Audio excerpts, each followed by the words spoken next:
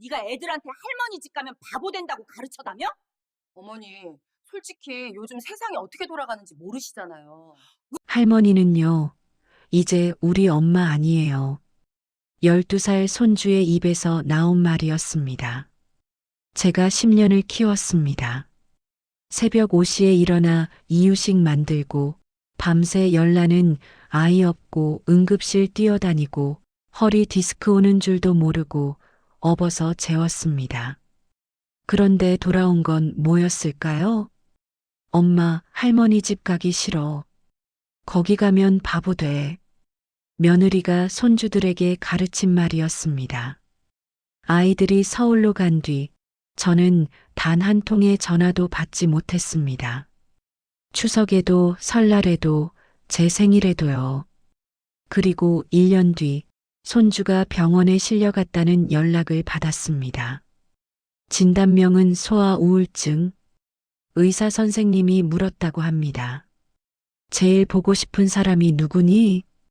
아이는 울면서 대답했습니다. 청주 할머니요. 보고 싶어요.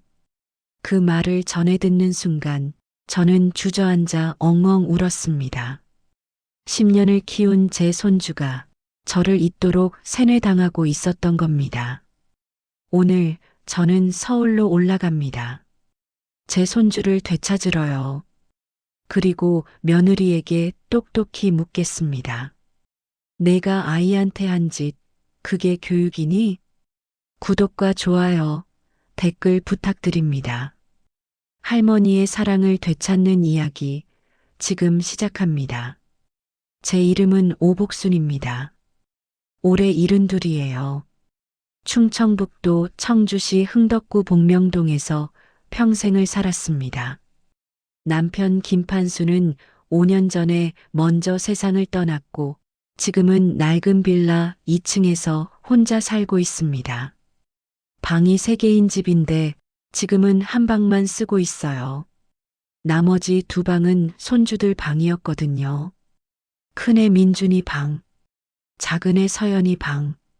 아이들이 서울로 간 지 1년이 넘었는데 저는 아직도 그 방들을 그대로 두고 있습니다.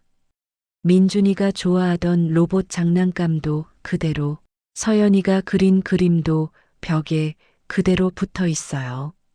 매일 아침 일어나면 그 방들 문을 열어봅니다. 아무도 없다는 걸 알면서도요. 애들아, 일어나. 밥 먹어야지. 입버릇처럼 나오는 말이에요. 10년을 매일 아침 했던 말이니까요. 아이들이 없는 아침은 너무 조용합니다. 밥을 지어도 혼자 먹으니 맛이 없어요. 예전엔 무심천 산책로를 애들이랑 걸었는데 지금은 혼자 걸으면 더 쓸쓸합니다. 청주 중앙시장에 가면 상인들이 물어요. 복순이 엄마, 손주들은? 요즘 안 보이네? 저는 웃으면서 대답합니다. 서울 갔어요. 공부한다고. 그 말을 할 때마다 가슴이 먹먹해집니다. 이웃집 김순자 씨가 가끔 와서 말합니다.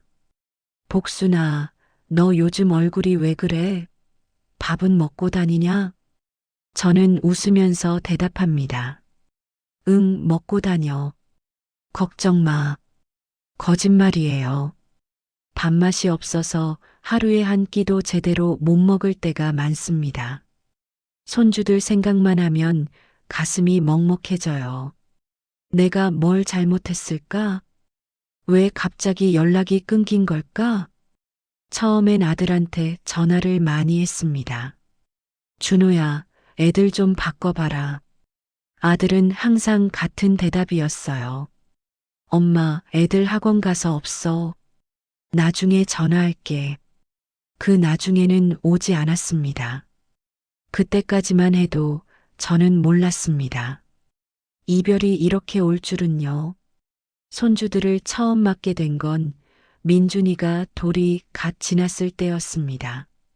아들 준호가 전화를 걸어왔어요. 엄마, 우리 좀 도와줘. 수진이가 회사로 복직하는데 애를 맡길 데가 없어. 저는 두말 없이 대답했습니다. 그래, 데리고 와. 내가 키울게. 그때만 해도 저는 건강했어요. 남편 판수도 살아 있었고, 둘이서 손주를 키우면 되겠다 싶었습니다. 민준이가 왔을 때 저는 정말 기뻤어요.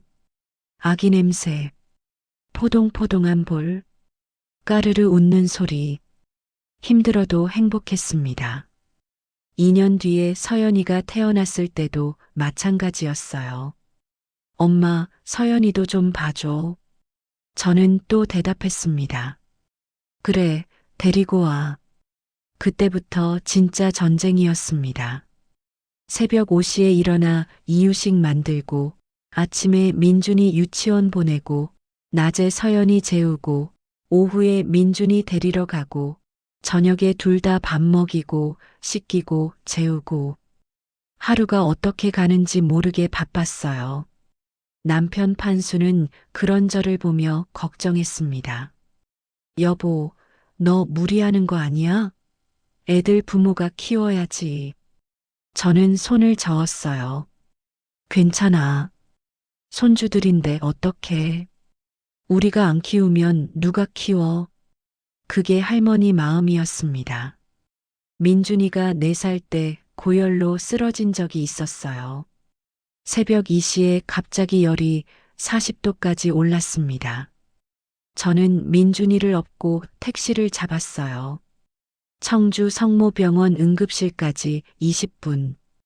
그 20분이 평생처럼 길게 느껴졌습니다. 할머니 아파. 민준이가 등에 엎인 채 울먹였어요. 저는 울면서 말했습니다. 알아. 조금만 참어. 할머니가 다 낫게 해줄게. 응급실에서 의사 선생님이 물었습니다. 보호자분이세요? 저는 대답했어요. 네, 할머니입니다. 의사 선생님이 서류를 내밀었습니다. 부모님 연락처 좀 주세요. 저는 아들한테 전화를 걸었어요. 새벽 3시였습니다. 준호야, 민준이가 열이 심해서 응급실이야. 아들의 대답은 짧았습니다. 엄마, 나 내일 아침에 중요한 회의 있어. 일단 엄마가 좀 봐줘. 내일 저녁에 내려갈게. 저는 전화를 끊고 한참을 멍하니 서 있었습니다. 내일 저녁이라고요? 자기 아들이 응급실에 실려왔는데? 그래도 저는 아무 말 하지 않았습니다. 아들도 바쁘니까, 회사 일이 중요하니까. 그렇게 이해하려고 했어요. 민준이는 다행히 괜찮아졌습니다. 급성 장염이었어요.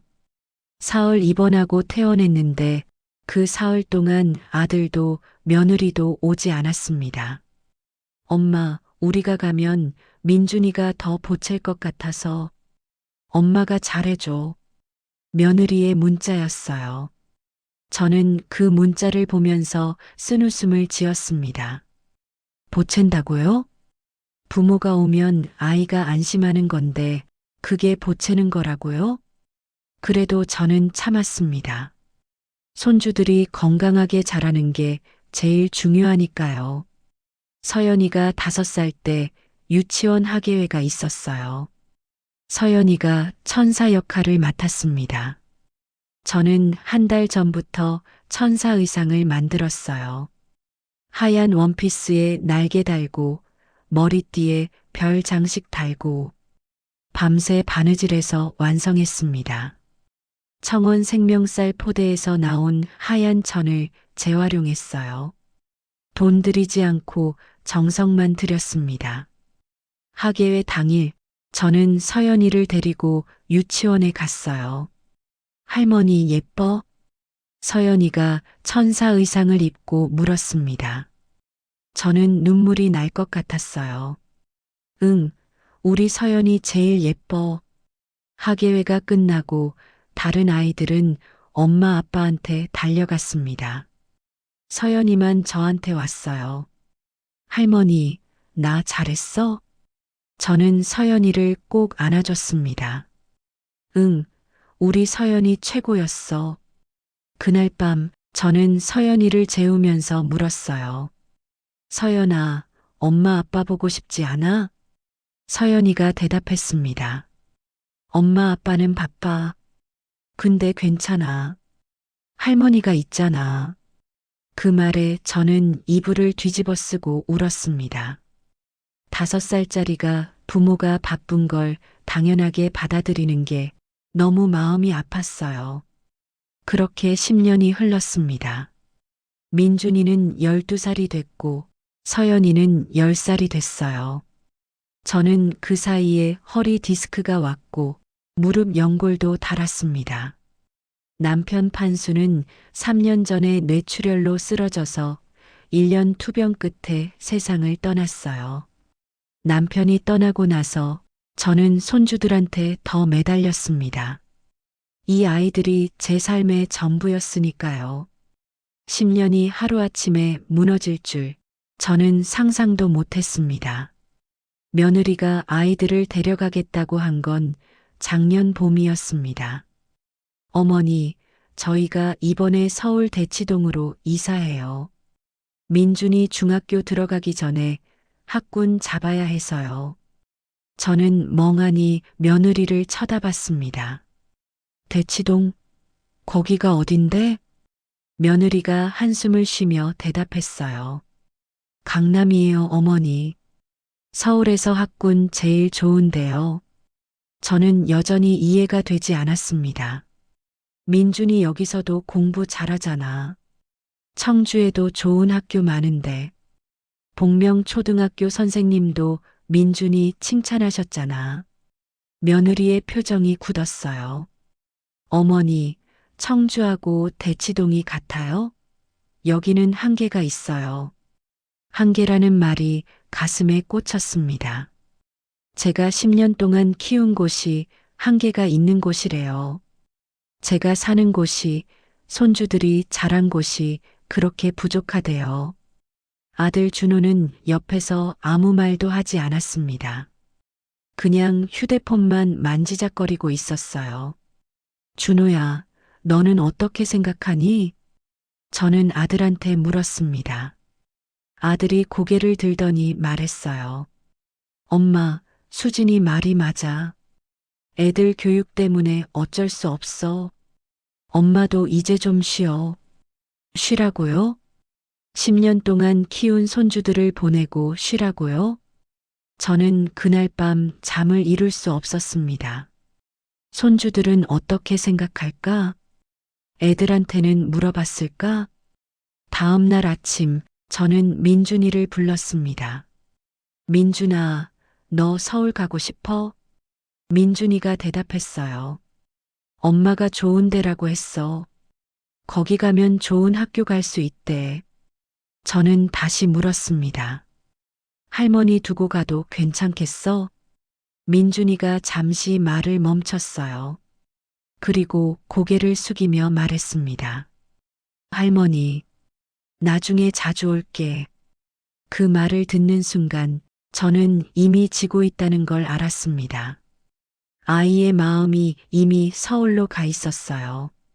며느리가 대치동이 좋다고, 거기 가면 훌륭한 사람이 된다고 세뇌를 해놓은 거죠. 서연이는 더 솔직했습니다. 할머니, 나 서울 가기 싫어. 여기가 좋아. 저는 서연이를 꼭 안아줬어요. 그래, 할머니도 서연이 보내기 싫어. 하지만 10살 아이의 의견은 아무 힘이 없었습니다. 이사 날짜가 잡혔어요. 4월 15일. 저는 그날까지 손주들 짐을 싸주면서 계속 울었습니다. 민준이 옷 개키면서 울고, 서연이 인형 정리하면서 울고, 아이들 책가방 닦으면서 울었어요. 이사 당일 짐을 실은 트럭이 먼저 떠났습니다. 아들 부부와 손주들은 승용차를 타고 떠나기로 했어요. 저는 대문 앞에 서서 배웅했습니다. 서연이가 차 창문을 열고 손을 흔들었어요. 할머니, 나 자주 올게. 전화 많이 할게. 민준이도 손을 흔들었습니다. 할머니, 건강해. 저는 웃으면서 손을 흔들었어요. 눈물이 줄줄 흘러내렸지만 아이들한테 울상을 보여주기 싫었습니다. 그래, 잘 가. 공부 열심히 하고. 할머니가 보고 싶으면 언제든 와. 차가 떠났습니다. 차가 모퉁이를 돌아 사라질 때까지 저는 그 자리에 서 있었어요. 차가 완전히 사라지고 나서야 저는 그 자리에 주저앉아 엉엉 울었습니다. 내 새끼들, 내 새끼들. 그렇게 10년이 끝났습니다. 그리고 며칠 뒤 제 가슴을 먹게 만드는 말을 듣게 됩니다. 아이들을 서울로 보내고 한 달 뒤 추석이 다가왔습니다. 저는 손주들 용돈을 준비했어요. 민준이한테 10만 원, 서연이한테 10만 원. 제 형편에 적은 돈이 아니었습니다. 한 달 생활비에서 아끼고 아낀 돈이었어요. 새 봉투에 넣어서 택배로 보냈어요. 손편지도 함께 썼습니다. 민준아, 서연아. 할머니가 추석 용돈 보낸다. 맛있는 거 사 먹고 남은 건 저금해라. 할머니가 보고 싶다. 건강하고 공부 열심히 해라. 사랑한다. 할머니가 택배를 보내고 며칠 뒤 아들한테 전화했습니다. 준호야, 택배 받았어? 응, 받았어. 애들이 뭐래? 좋아하던? 아들이 잠시 말을 멈췄어요. 그리고 어색하게 대답했습니다. 엄마, 그게, 왜, 무슨 일 있어? 아들이 한숨을 쉬며 말했어요. 수진이가 그러는데, 앞으로 용돈은 안 보내셔도 된대. 저는 귀를 의심했습니다. 뭐, 왜? 애들한테 돈 개념 잘못 심어줄 수 있대. 용돈은 부모가 관리해야 한다고. 저는 할 말을 잃었습니다. 그럼 내가 보낸 돈은? 아들이 더듬거렸어요. 수진이가 애들 학원비에 보탰대. 학원비요? 제가 손주들한테 준 용돈을 며느리가 학원비로 썼대요? 준호야, 그건 내가 애들한테 준 거야. 며느리가 마음대로 쓰면 어떡해? 아들이 대답했습니다. 엄마, 수진이 말도 일리가 있어.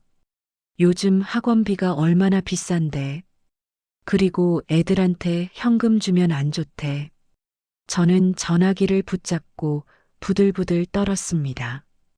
10만 원이 문제가 아니었어요. 할머니가 손주한테 용돈 주는 것까지 통제하겠다는 거잖아요. 그래, 알았다. 저는 전화를 끊었습니다. 그날 밤 저는 밥을 한 숟가락도 못 먹었어요. 가슴이 막히는 것 같았습니다. 그리고 다음 달 더 충격적인 일이 벌어졌습니다. 설날이 다가왔습니다. 저는 올해도 손주들이 못 온다는 걸 알고 있었어요. 아들한테 미리 전화했더니 역시나 민준이 특강 일정이 있다고 했습니다. 그래도 저는 손주들 생각에 옛날 사진을 꺼내봤어요. 앨범을 펼치니 추억이 쏟아졌습니다. 민준이가 첫 생일 때 떡 붙잡고 웃던 사진. 서연이가 처음 걸었을 때 찍은 사진. 둘이서 수암골 벽화마을에서 찍은 사진. 청주 중앙시장에서 순대국 먹던 사진. 저는 웃으면서 사진을 봤어요. 이 사진들이라도 있으니 위안이 됐습니다. 그런데 문득 궁금해졌어요. 서울 집에도 이 사진들이 있을까?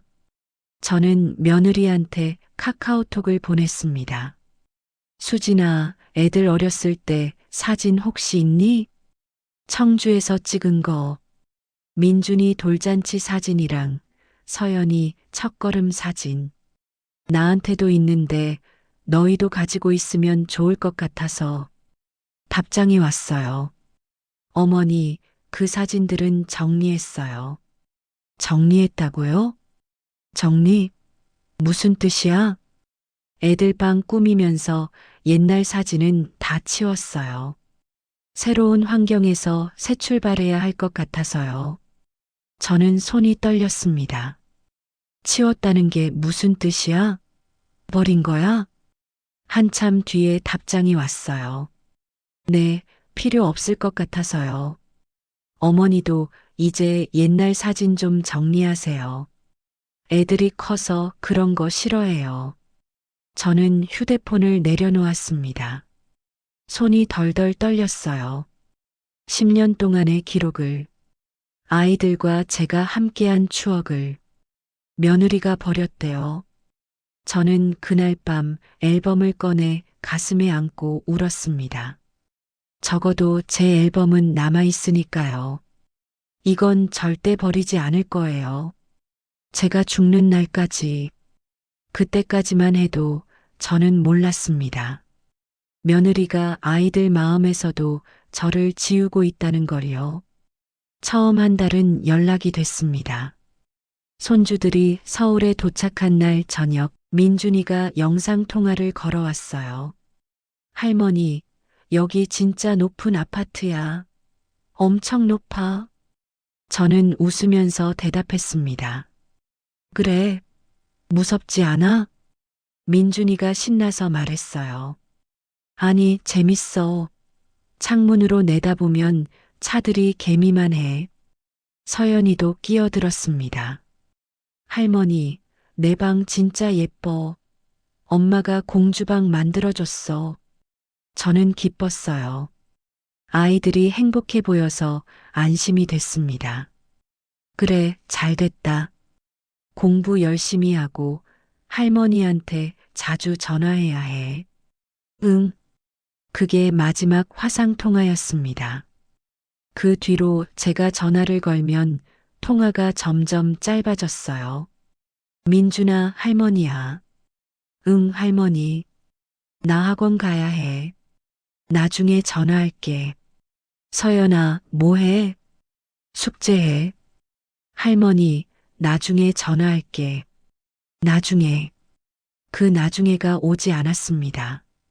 한 달이 지나니까 제가 전화를 걸어도 안 받는 날이 많아졌어요. 2달이 지나니까 문자를 보내도 답장이 없었습니다. 3달이 지나니까 며느리가 대신 전화를 받았어요. 어머니, 왜 그렇게 자주 전화하세요? 애들 공부해야 하는데 방해돼요. 방해라고요? 할머니가 손주한테 전화하는 게 방해래요? 저는 억울했지만 참았습니다. 미안하다. 애들 보고 싶어서 그랬어. 앞으로는 덜 할게. 그 뒤로 저는 일주일에 한 번만 전화했습니다. 그것도 안 받는 날이 많았어요. 추석이 다가왔습니다. 저는 기대했어요. 추석에는 당연히 오겠지. 명절인데 당연히 오겠지. 아들한테 전화했습니다. 준호야, 추석에 내려오는 거지? 아들이 뜸을 들이더니 대답했어요. 엄마, 올해는 좀 힘들 것 같아. 민준이 특강이 추석 연휴에 있어서. 특강이요? 추석 연휴에 특강이요? 저는 믿을 수가 없었습니다. 추석인데 그래도 얼굴은 봐야지. 하루만이라도 와. 아들이 한숨을 쉬며 말했어요. 엄마, 수진이가 일정 잡아놓은 거라 내 마음대로 안 돼. 다음에 갈게. 다음에. 또 다음에. 저는 전화를 끊고 한참을 울었습니다. 추석 당일 저는 혼자 송편을 빚었습니다. 손주들이 좋아하던 깨송편, 콩송편, 청원 생명쌀로 만든 송편. 아무도 안 먹을 걸 알면서도 빚었어요. 밤에 차례를 지냈습니다. 남편 영정 앞에 절을 올리고 손주들 사진을 꺼내서 옆에 놓았어요. 여보, 손주들이 올해는 못 왔어요. 서울에서 공부한다고. 그래도 잘 자라고 있으니까 걱정 마세요. 남편 영정은 아무 말이 없었습니다. 저는 그날 밤 송편을 혼자 다 먹었어요. 맛이 없었습니다. 눈물 맛만 났어요. 제 생일에도 연락이 없었어요. 손주들이 제 생일을 잊었나 싶어서 며느리한테 문자를 보냈습니다. 수진아, 내일이 할머니 생일인데 애들한테 전화 좀 시켜줄 수 있니? 답장이 왔어요. 어머니, 애들이 시험 기간이에요. 끝나면 전화하라고 할게요. 전화는 오지 않았습니다. 저는 그날 생일상도 차리지 않았어요. 그냥 방에 누워서 천장만 바라봤습니다. 손주들이 저를 잊어가고 있다는 걸 그제야 확실히 느꼈습니다. 그때 저는 결심했습니다. 이대로는 안 되겠다고. 손주들과 완전히 연락이 끊긴 건 며느리 때문이라는 걸 알게 된 건 우연이었습니다. 마을 이장 김영철 씨 아들이 서울에서 살고 있었어요. 그 아들이 우연히 대치동 학원가에서 제 손주 민준이를 봤다고 합니다. 복순이 어머님, 제가 저번에 서울 갔다가 민준이를 봤어요. 저는 깜짝 놀라서 물었습니다. 정말? 민준이가 뭐래? 김영철 씨 아들이 말을 이었어요. 제가 민준아, 청주 할머니 안녕하시니? 하고 물었거든요. 그랬더니 저는 숨을 멈추고 들었습니다. 민준이가 이상한 말을 하더라고요. 할머니요? 저는 할머니 없는데요 하고요. 저는 귀를 의심했습니다. 뭐라고? 할머니 없다고? 네, 그래서 제가 무슨 소리야. 청주에 할머니 계시잖아 했더니 민준이가 그 할머니요. 엄마가 그 할머니는 우리 진짜 가족 아니래요 하더라고요. 저는 그 자리에 주저앉았습니다. 진짜 가족이 아니라고요? 10년을 키운 할머니가 진짜 가족이 아니래요? 그리고 하나 더 있어요. 민준이가 엄마가 할머니 집 가면 바보 된다고 했어요. 그래서 안 가요 하더라고요. 바보가 된다. 그 말이 머릿속에서 계속 맴돌았습니다. 며느리가 제 손주들한테 할머니 집 가면 바보 된다고 가르쳤어요. 저는 부들부들 떨렸습니다. 분노인지 슬픔인지 모르겠었어요. 그날 밤 저는 아들한테 전화를 걸었습니다. 준호야, 나 할 말 있어. 아들이 귀찮은 듯 대답했어요. 엄마, 지금 좀 바쁜데. 무슨 일인데? 저는 단도직입적으로 물었습니다. 수진이가 애들한테 뭐라고 가르친 거야? 할머니 집 가면 바보 된다고 했다며? 전화기 너머로 침묵이 흘렀습니다. 준호야, 대답해. 아들이 한숨을 쉬며 말했어요. 엄마, 그건 오해야. 수진이가 그런 뜻으로 한 말이 아니라. 저는 소리쳤습니다. 그럼 무슨 뜻으로 한 말인데? 내가 10년 동안 키운 손주들한테 내가 진짜 가족이 아니라고 가르쳐? 그게 오해야? 아들은 아무 말도 하지 못했습니다. 저는 계속 말했어요. 네가 바빠서 애들 못 키울 때 내가 다 키웠어. 새벽에 이유식 만들고 밤새 업어서 재우고 아파서 응급실 갈 때 내가 다 갔어. 근데 이제 와서 내가 진짜 가족이 아니래? 아들이 더듬거리며 대답했어요. 엄마, 일단 진정하고. 진정하라고? 내가 어떻게 진정해? 내 손주들이 나를 모르는 사람 취급하는데? 저는 더 이상 참을 수가 없었습니다. 준호야, 솔직히 말해. 수진이가 왜 그러는 거야? 내가 뭘 잘못했어? 아들이 긴 침묵 끝에 대답했습니다.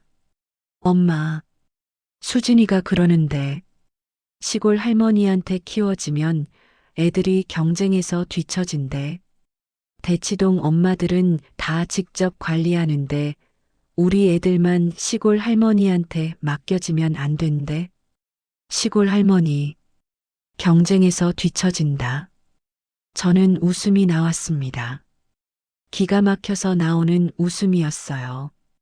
그래서 애들한테 할머니 집 가면 바보 된다고 가르친 거야? 그게 교육이야? 아들은 대답하지 못했습니다. 저는 전화를 끊었습니다. 그리고 밤새 울었어요. 하지만 진짜 폭풍은 아직 시작도 안 했습니다. 손주들이 저를 진짜 가족 아니다라고 했다는 걸 알게 된 다음 날, 저는 아들한테 다시 전화를 걸었습니다. 준호야, 우리 좀 만나서 이야기하자. 아들이 한숨을 쉬며 대답했어요. 엄마, 지금 바빠. 무슨 일인데? 전화로 할 얘기가 아니야. 서울로 올라갈 테니까 시간 내. 아들이 잠시 침묵하더니 말했습니다. 엄마, 솔직히 말할게. 저는 가슴이 철렁했어요. 수진이가 당분간 엄마 만나지 말자고 해. 뭐? 애들 정서에 안 좋대. 할머니 만나면 자꾸 청주 가고 싶다고 하고 공부에 집중을 못한대. 저는 귀를 의심했습니다.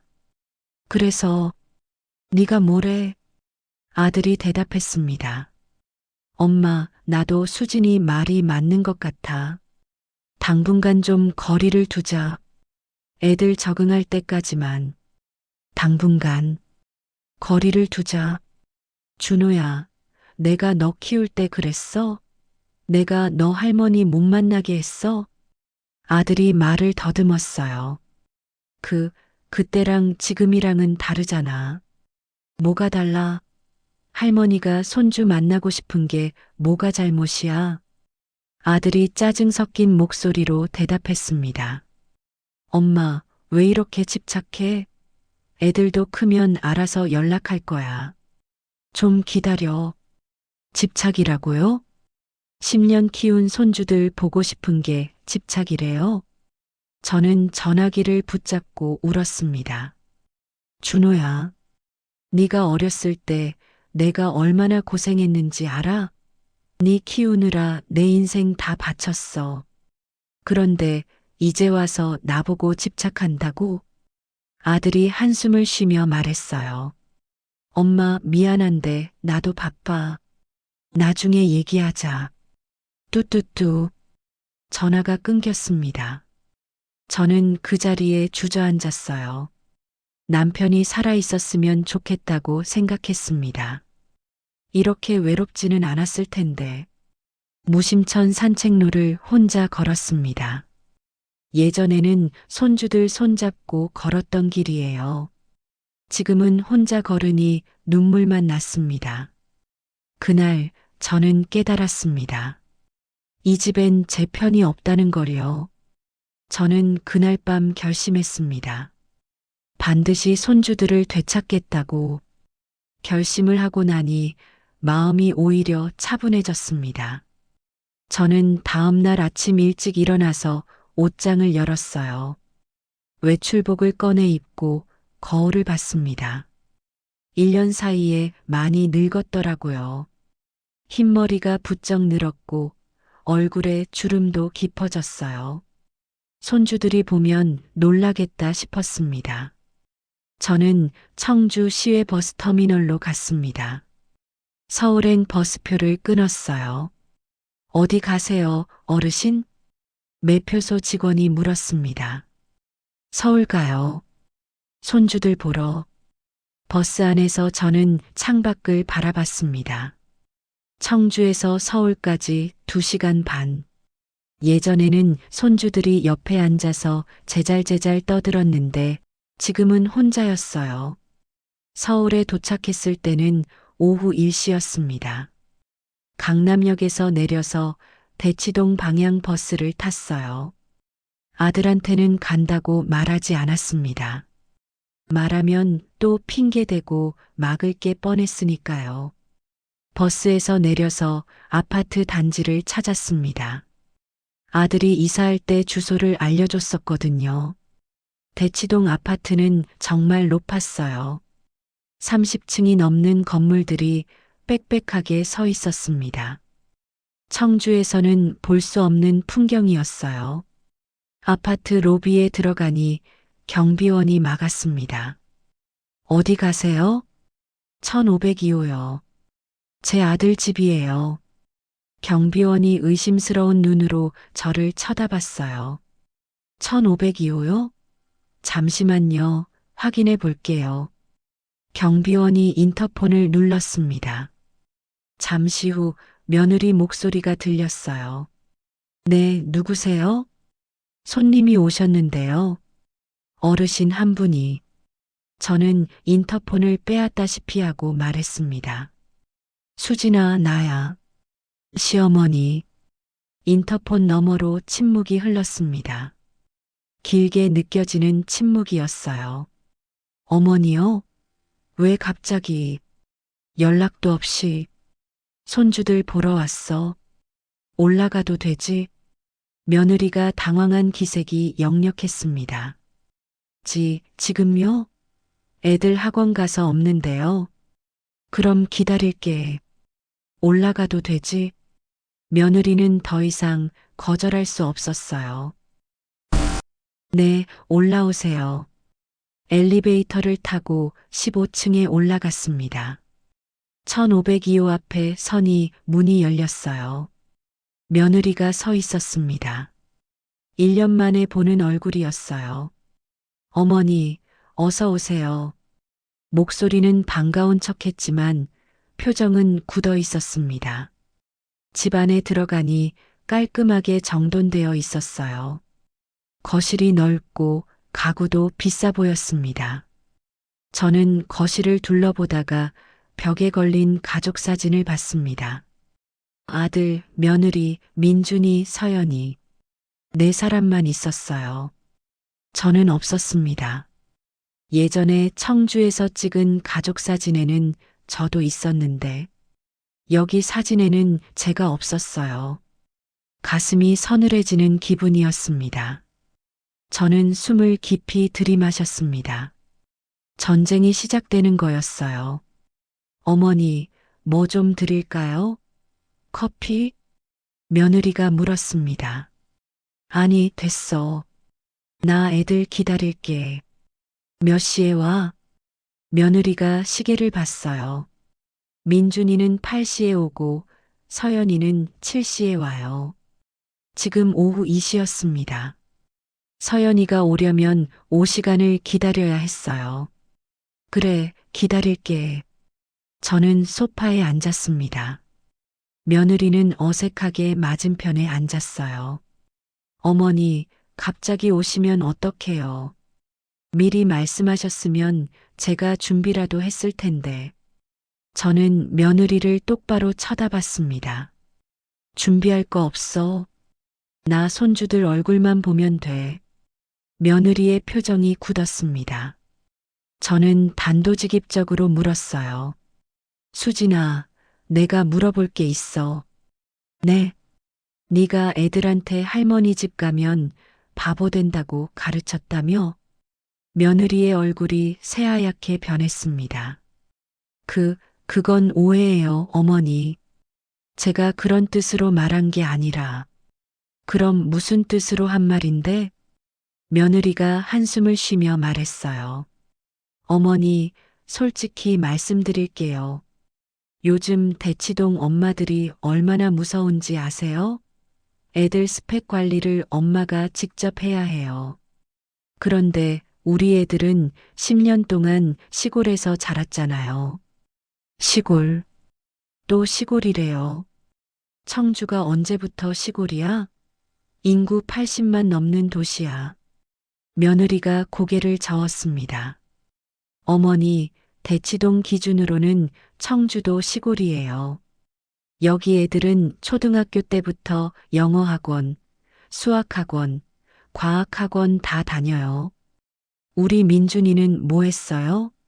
할머니랑 텃밭 가꾸고 시장 가고. 텃밭 가꾸고 시장 가는 게 뭐가 잘못이에요?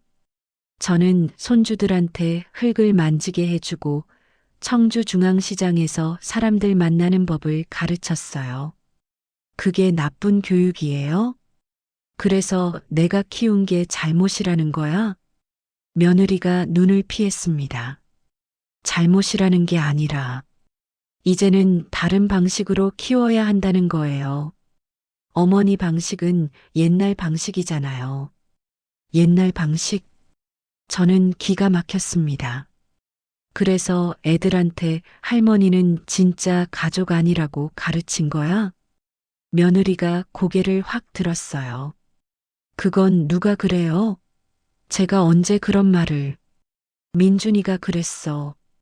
동네 사람이 물었더니 엄마가 그 할머니는 진짜 가족 아니래요 했대.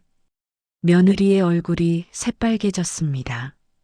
당황한 건지 화가 난 건지 모르겠었어요. 그건 민준이가 잘못 이해한 거예요. 제가 그런 뜻으로 말한 게 아니에요. 그럼 어떤 뜻으로 말한 건데? 대체 애들한테 뭐라고 가르친 거야? 며느리가 잠시 침묵하더니 결국 입을 열었습니다. 어머니, 솔직히 말씀드릴게요. 며느리의 목소리가 차가워졌어요. 저는요, 애들이 청주에 가는 게 싫었어요. 거기 가면 공부 리듬 다 깨지고 시골 사투리 배우고 돌아오면 일주일은 다시 잡아야 하거든요. 저는 믿을 수가 없었습니다. 그게 이유야? 사투리 배운다고? 며느리가 고개를 끄덕였어요. 어머니, 요즘 세상이 어떻게 돌아가는지 모르시잖아요. 대치동에서 사투리 쓰면 애들이 놀려요. 우리 민준이가 할머니가 극하더라 했다가 친구들한테 얼마나 놀림받았는지 아세요? 저는 가슴이 찢어지는 것 같았습니다. 제가 가르친 말투 때문에 손주가 놀림받았다고요? 그래서 저를 멀리한 거예요? 그래서 애들한테 할머니 집까지 말라고 한 거야? 며느리가 대답했습니다. 가지 말라고 한 게 아니라 굳이 안 가도 된다고 한 거예요. 어머니도 이제 연세가 있으시니까 편히 쉬시고 애들은 저희가 알아서 키운다고요. 저는 한참을 말없이 앉아 있었습니다. 그때 현관문이 열렸습니다. 제 심장이 멎었어요. 엄마, 나왔어. 서연이 목소리였어요. 저는 벌떡 일어났습니다. 1년 만에 듣는 손녀 목소리였어요.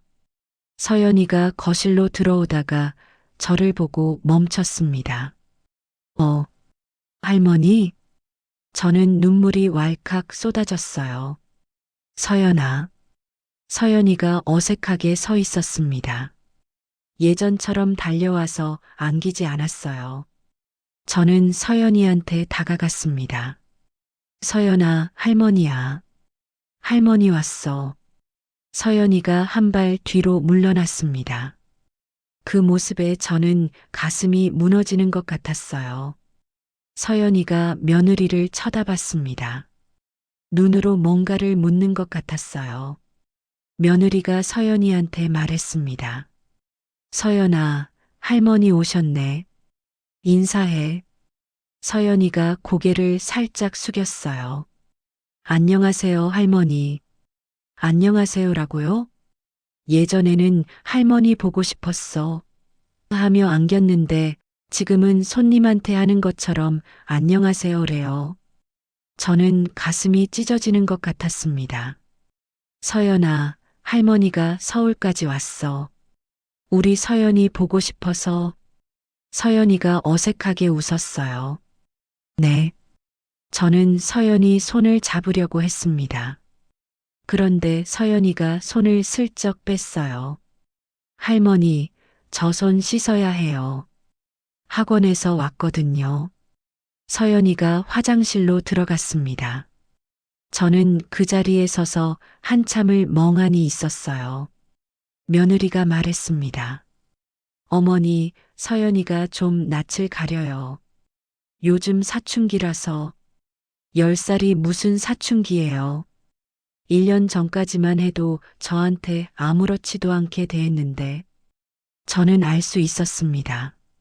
며느리가 1년 동안 뭔가를 했다는 걸, 아이의 마음에서 저를 지워버렸다는 걸. 저녁 8시가 되자 민준이가 왔습니다. 현관문이 열리고 민준이가 들어왔어요. 키가 많이 컸더라고요. 1년 사이에 10cm는 큰 것 같았습니다. 민준아. 저는 일어나서 민준이한테 다가갔습니다. 민준이가 저를 보고 눈이 커졌어요. 할머니? 그래, 할머니야. 오랜만이다, 민준아. 저는 민준이를 안으려고 팔을 벌렸습니다. 그런데 민준이가 한 발 물러서며 말했어요. 할머니, 저 땀나서요. 학원에서 뛰어왔거든요. 그리고 자기 방으로 들어갔습니다. 저는 허공에 벌린 팔을 내렸습니다. 두 손주 모두 저를 피했어요. 1년 만에 보는 할머니인데 반가워하지 않았어요. 저는 그 자리에서 눈물이 났습니다. 그리고 한 달 뒤 청천벽력 같은 소식이 들려왔습니다. 서울에서 돌아온 뒤 저는 한동안 알아누웠습니다. 몸이 아픈 게 아니라 마음이 아팠어요. 밥도 못 먹고 잠도 못 자고 그냥 방에 누워서 천장만 바라봤습니다. 손주들 얼굴이 계속 떠올랐어요. 저를 피하던 서연이, 방으로 들어가 버린 민준이, 10년 동안 키운 아이들이 저를 낯선 사람처럼 대했습니다. 그게 너무 충격이었어요. 이웃집 김순자 씨가 찾아왔습니다. 복순아, 밥은 먹고 다니냐? 얼굴이 왜 그래? 저는 힘없이 대답했어요. 순자야, 나 이제 어떡하지?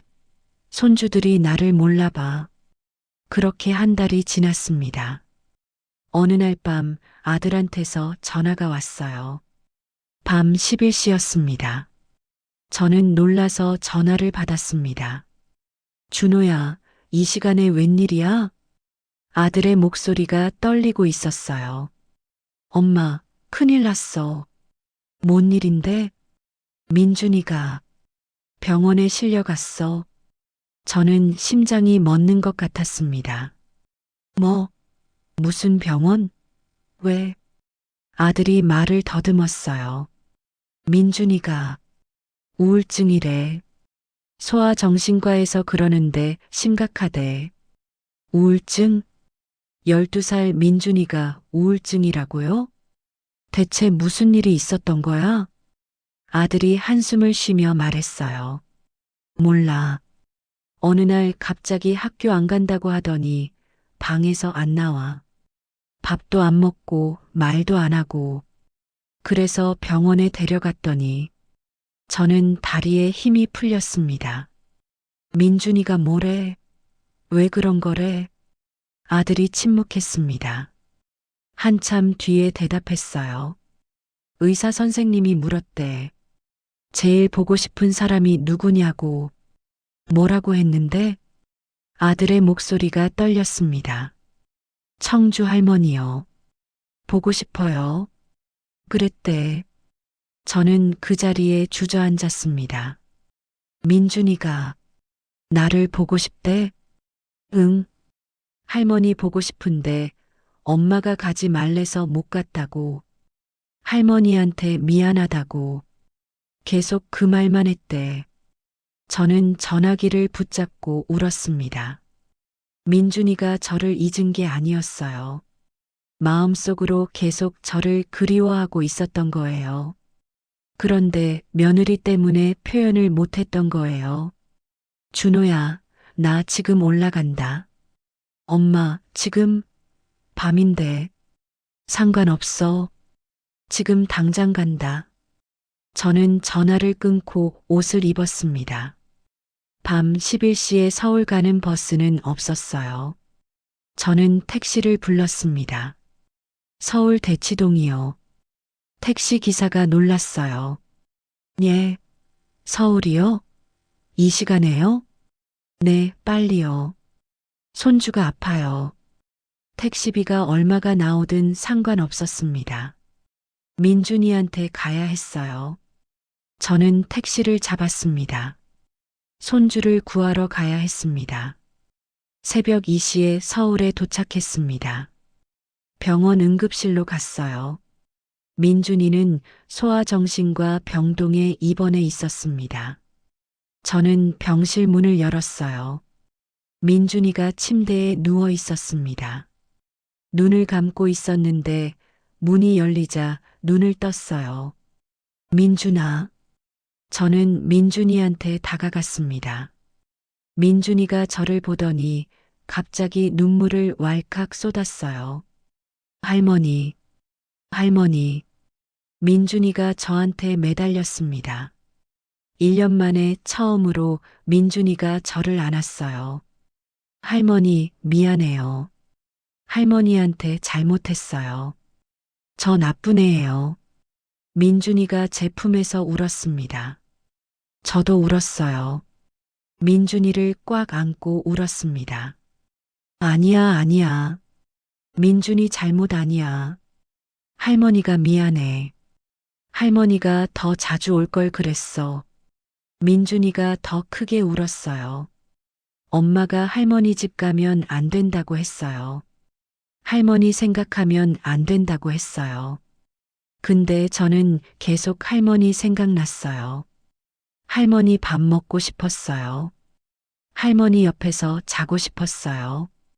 저는 민준이를 더 세게 안았습니다. 알아. 할머니 알아.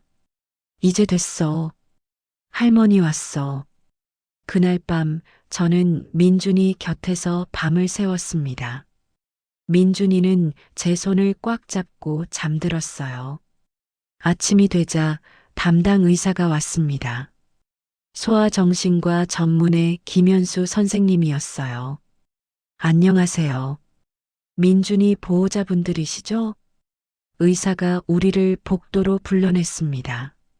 민준이 상태가 심각합니다. 전형적인 소아 우울증인데 원인이 명확해요. 아들이 물었어요. 원인이 뭔데요? 의사가 대답했습니다. 애착 대상의 상실입니다. 민준이가 어린 시절 주 양육자였던 분과 갑자기 분리되면서 심각한 분리 불안과 우울감을 겪고 있어요. 주 양육자? 저를 말하는 거였어요. 의사가 계속 말했습니다. 민준이가 계속 할머니 이야기를 해요. 할머니가 보고 싶다고, 할머니한테 가고 싶다고. 근데 엄마가 못 가게 했다고요. 며느리의 얼굴이 창백해졌습니다. 의사가 며느리를 쳐다봤어요. 어머니, 제가 여쭤볼 게 있습니다.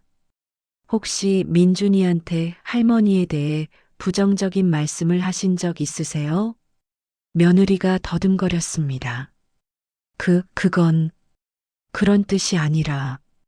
의사 선생님의 다음 말에 며느리의 얼굴이 새하얗게 변했습니다.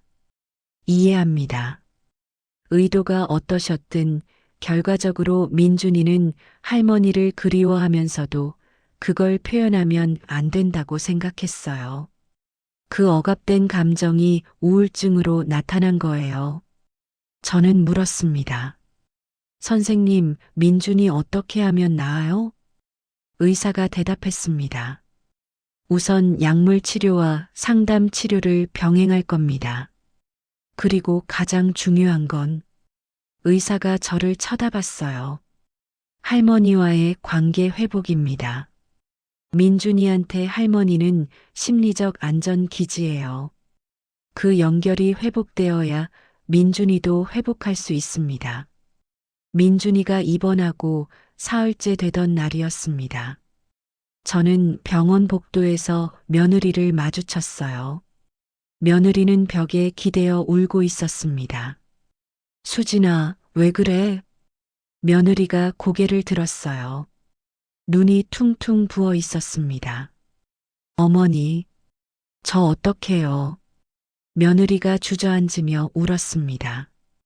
의사 선생님이 그러는데 민준이가 저한테 상처를 많이 받았대요. 엄마가 무서웠대요. 엄마 눈치 보느라 하고 싶은 말도 못했대요. 저는 아무 말도 하지 않았습니다. 저는 그냥 애들 잘 키우고 싶었어요. 좋은 대학 보내고 좋은 직장 다니게 하고 싶었어요. 그게 잘못이에요? 며느리가 울부짖었습니다. 대치동 엄마들 보면 다 저렇게 해요. 애들 스케줄 관리하고 학원 보내고 성적 체크하고 저도 그렇게 하려고 했는데 제가 뭘 잘못한 거예요? 저는 천천히 며느리 옆에 앉았습니다. 수진아, 내가 물어볼 게 있어. 며느리가 저를 쳐다봤어요. 네가 어렸을 때 네 할머니한테 사랑받은 기억 있어? 며느리가 멈칫했습니다. 저 할머니 일찍 돌아가셔서 기억이 별로 없어요. 그래서 그런 거야. 저는 한숨을 쉬며 말했습니다. 니는 할머니 사랑이 뭔지 모르니까. 그게 애들한테 얼마나 중요한지 모르니까. 그래서 나를 지우려고 한 거야. 며느리가 울음을 터뜨렸어요. 어머니, 정말 몰랐어요. 저는 그냥, 알아. 니도 나름대로 최선을 다한 거겠지. 저는 며느리 손을 잡았습니다. 근데 말이야. 애들한테는 성적보다 중요한 게 있어. 사랑받고 있다는 느낌. 내 편이 있다는 느낌. 그게 없으면 아무리 공부 잘해도 불행한 거야. 며느리가 고개를 끄덕였습니다. 민준이가 왜 아픈지 알아? 할머니 사랑을 빼앗겨서야. 네가 빼앗은 거야. 며느리가 더 크게 울었어요. 저 정말 몰랐어요. 어머니, 어떻게 해야 해요?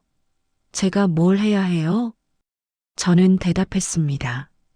지금부터라도 달라지면 돼. 애들한테 미안하다고 해. 할머니 만나게 해주겠다고 해. 그게 시작이야. 며느리가 고개를 끄덕였습니다. 네. 네, 어머니. 그렇게 할게요. 그날 밤 며느리는 민준이 병실에 들어갔습니다. 그리고 아들 앞에 무릎을 꿇었어요. 민준아, 엄마가 잘못했어. 할머니 못 만나게 해서 미안해.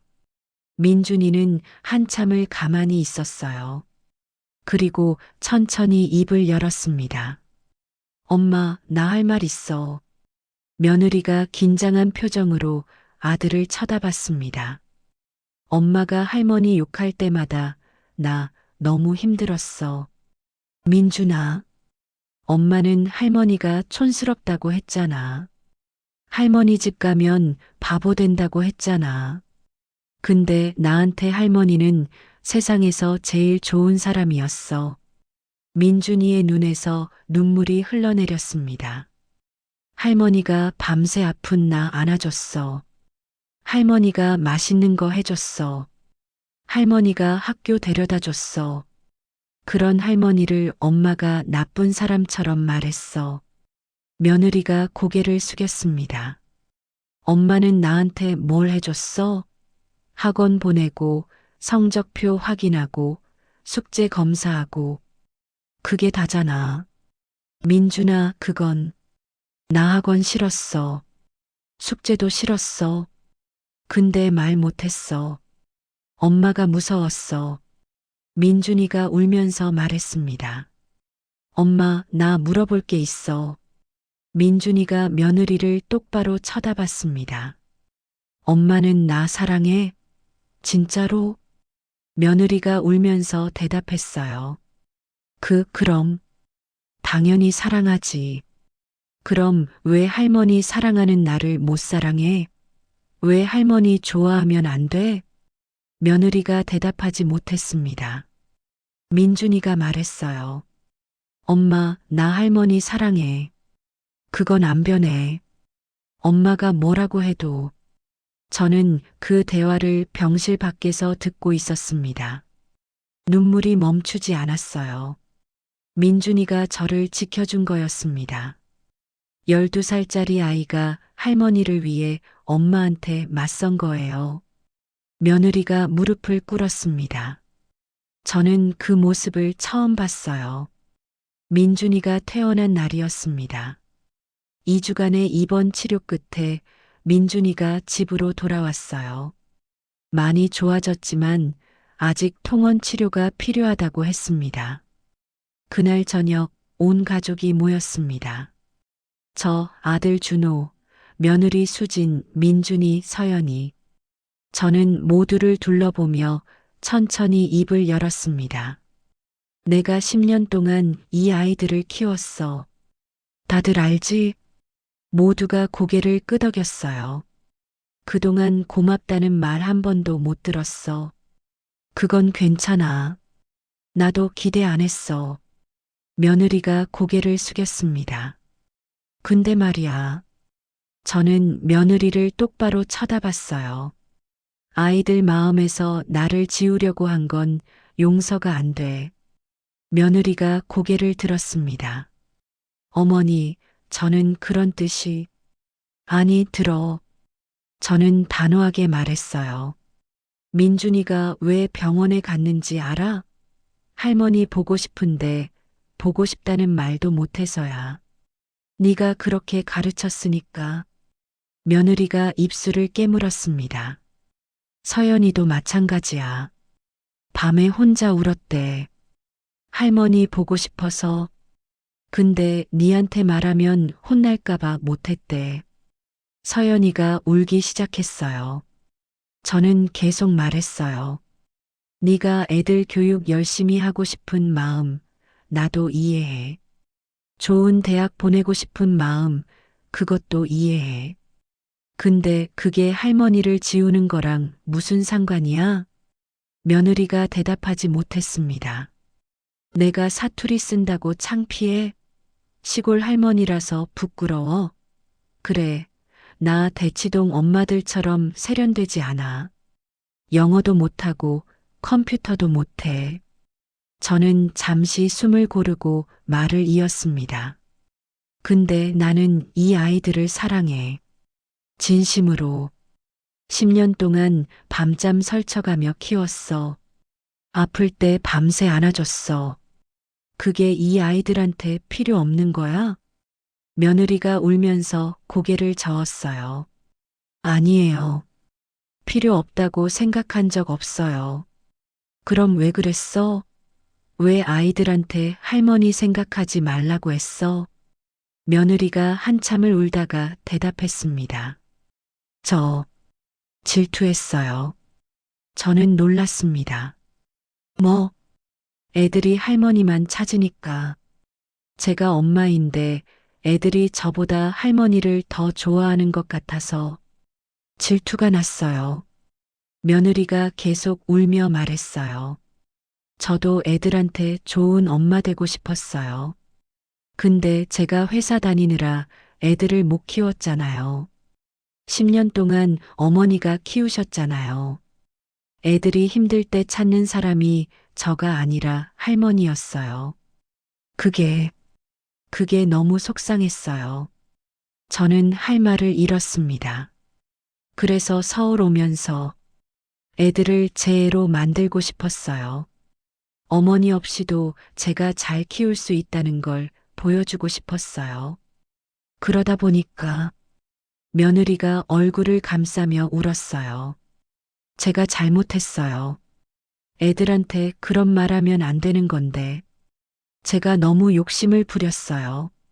저는 한참을 가만히 있었습니다. 며느리의 마음을 조금은 이해할 수 있었어요. 엄마로서 아이들한테 인정받고 싶은 마음. 그건 누구나 가지고 있는 마음이니까요. 하지만 방법이 잘못됐어요. 아이들 마음에서 할머니를 지우는 건 아이들한테 상처를 주는 거였으니까요. 저는 천천히 입을 열었습니다. 수진아, 내가 너한테 한 가지만 말할게. 며느리가 고개를 들었어요. 사랑은 나누는 거야. 애들이 할머니를 사랑한다고 해서 엄마 사랑이 줄어드는 게 아니야. 오히려 사랑받은 아이가 더 많이 사랑할 줄 알아. 며느리가 울면서 고개를 끄덕였습니다. 내가 10년 동안 애들한테 준 사랑, 그건 네 것을 빼앗은 게 아니야. 애들한테 더해준 거야. 그걸 이해해줬으면 좋겠어. 며느리가 소파에서 일어났습니다. 그리고 저한테 다가와서 무릎을 꿇었어요. 어머니, 정말 죄송해요. 제가 잘못했어요. 저는 며느리를 일으켰습니다. 됐어. 이제 알았으면 됐어. 민준이와 서연이가 달려왔어요. 저와 며느리를 함께 안았습니다. 할머니, 엄마, 이제 안 싸워? 서연이가 물었어요. 저는 웃으며 대답했습니다. 응, 안 싸워. 이제 다 괜찮아. 6개월 후. 오늘은 제 생일입니다. 73이 됐어요. 아침에 일어났는데 초인종이 울렸습니다. 문을 열었더니 아들 가족이 서 있었어요. 할머니, 생일 축하해요. 민준이와 서연이가 케이크를 들고 있었습니다. 어머니, 생신 축하드려요. 며느리가 꽃다발을 건넸어요. 저는 너무 놀라서 말이 안 나왔습니다. 너희들 언제 왔어? 새벽에 출발했어요. 할머니 깜짝 놀래켜드리려고. 아들이 웃으며 말했어요. 케이크에 초를 꽂고 불을 켰어요. 모두가 생일 축하 노래를 불렀습니다. 할머니, 소원 빌어요. 서연이가 말했어요. 저는 눈을 감고 소원을 빌었습니다. 우리 가족 모두 건강하고 행복하게 해주세요. 그리고 초를 불었어요. 케이크를 자르고 나눠 먹었어요. 민준이가 봉투를 꺼냈습니다. 할머니, 나 할머니한테 줄 거 있어. 열어보니 편지가 들어 있었습니다. 할머니께, 저 민준이에요. 할머니, 생일 축하해요. 저 작년에 할머니한테 잘못했어요. 할머니 밥 짜다고 했어요. 할머니 피했어요. 근데 그거 다 거짓말이었어요. 저 진짜 할머니 밥이 제일 맛있어요. 할머니가 제일 좋아요. 할머니가 저 키워줘서 감사해요. 할머니, 오래오래 건강하세요. 사랑해요. 민준이 올림. 저는 편지를 읽다가 울었습니다. 서연이도 편지를 꺼냈어요. 할머니께, 저 서연이에요. 할머니, 생일 축하해요. 저도 할머니한테 잘못했어요. 할머니 왔을 때 차갑게 했어요. 미안해요. 저 할머니 진짜 좋아해요. 할머니 옆에서 자는 거 좋아해요. 할머니랑 청주중앙시장 가는 거 좋아해요. 할머니 감자전 세상에서 제일 맛있어요. 할머니 사랑해요. 오래오래 살아요.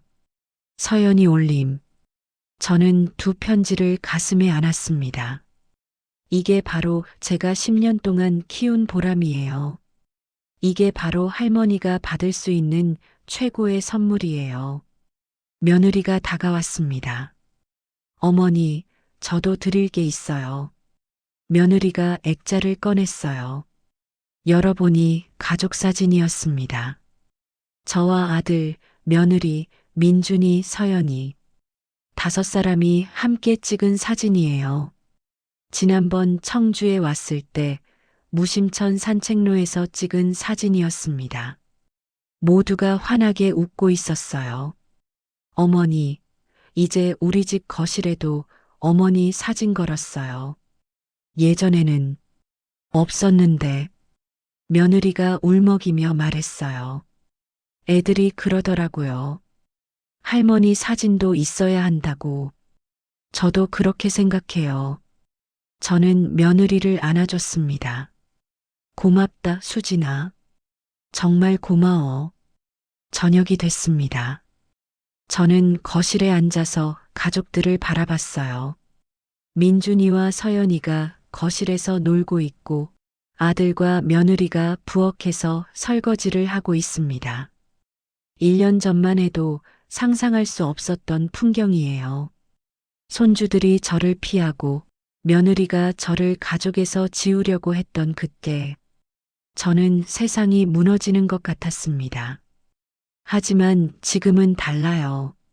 손주들이 저를 할머니, 할머니 부르며 따르고 며느리가 어머니 하며 존경하고 아들이 엄마 하며 효도합니다. 사랑은 결국 돌아오는 거예요. 내가 준 사랑이 결국 돌아오는 거예요. 10년 동안 밤잠 설쳐가며 키운 손주들. 그 사랑이 아이들 마음속에 남아 있었던 거예요. 며느리가 아무리 지우려고 해도 지워지지 않았던 거예요. 저는 창밖을 바라봤습니다. 해가 지고 있었어요. 붉은 노을이 하늘을 물들이고 있었습니다. 이제 저는 두렵지 않아요. 외롭지도 않아요. 가족이 있으니까요. 사랑하는 사람들이 있으니까요. 민준이가 달려와서 저한테 안겼습니다. 할머니, 오늘 여기서 자도 돼? 그럼 자야지. 할머니 방에서 같이 자자. 서연이도 달려왔어요. 나도 할머니 방에서 잘래. 저는 두 아이를 꼭 안아줬습니다. 그래, 같이 자자. 할머니가 옛날 이야기 해줄게. 할머니, 무슨 이야기? 할머니가 너희 어렸을 때 키우던 이야기. 민준이가 돌 때 이야기. 서연이가 처음 걸었을 때 이야기. 우와, 듣고 싶어? 저는 웃었습니다. 이게 바로 행복이에요. 이게 바로 할머니의 삶이에요. 사랑은 사라지지 않아요. 진심으로 준 사랑은 반드시 돌아와요. 그날 밤 저는 손주들을 양쪽에 끼고 누웠습니다. 민준이가 오른쪽에서 제 손을 잡았고 서연이가 왼쪽에서 제 팔을 베고 누웠어요. 할머니, 따뜻해. 서연이가 말했습니다. 할머니 냄새 좋아. 민준이가 말했어요. 저는 눈물이 났습니다. 행복한 눈물이었어요. 할머니도 너희들 냄새 좋아. 할머니가 제일 사랑하는 냄새야. 할머니, 우리 자주 올게. 매달 올게. 민준이가 말했습니다. 할머니, 나도. 방학 때는 여기서 살 거야. 서연이가 말했어요.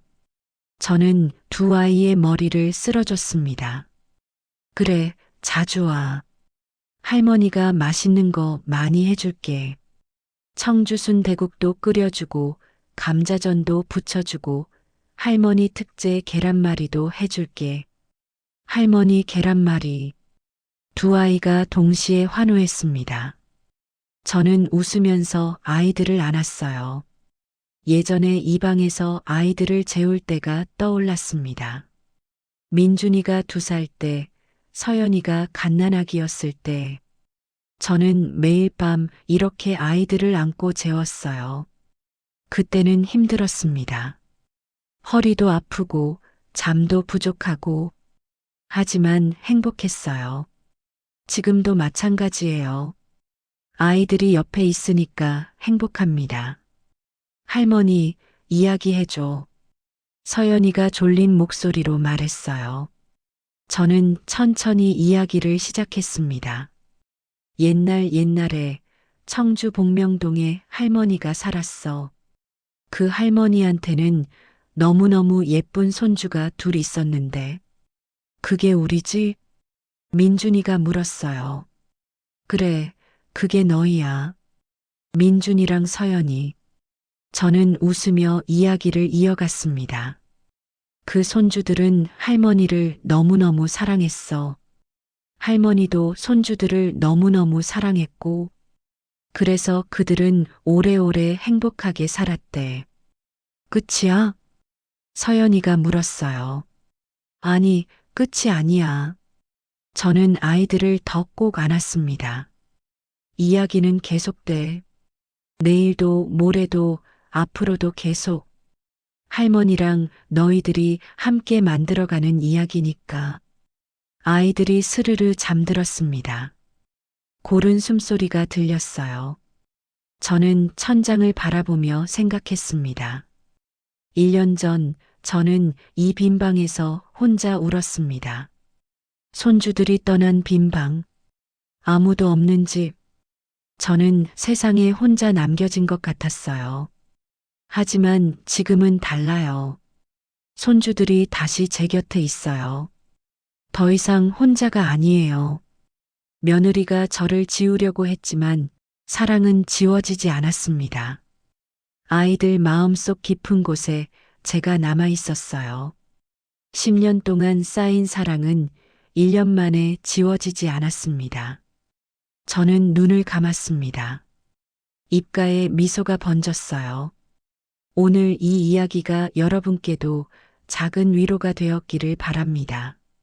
할머니의 사랑, 그건 세상에서 가장 강한 힘이에요. 어떤 것도 그 사랑을 지울 수 없습니다. 시간도, 거리도, 누군가의 악의도, 진심으로 준 사랑은 반드시 돌아옵니다. 저는 오늘도 행복합니다. 손주들이 곁에 있으니까요. 그리고 내일은 더 행복할 거예요.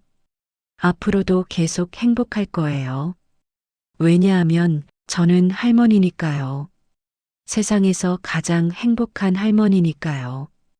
여러분, 이야기가 재미있으셨다면 잘 들었다고 댓글 하나만 부탁드립니다. 오늘도 함께 해주셔서 감사합니다.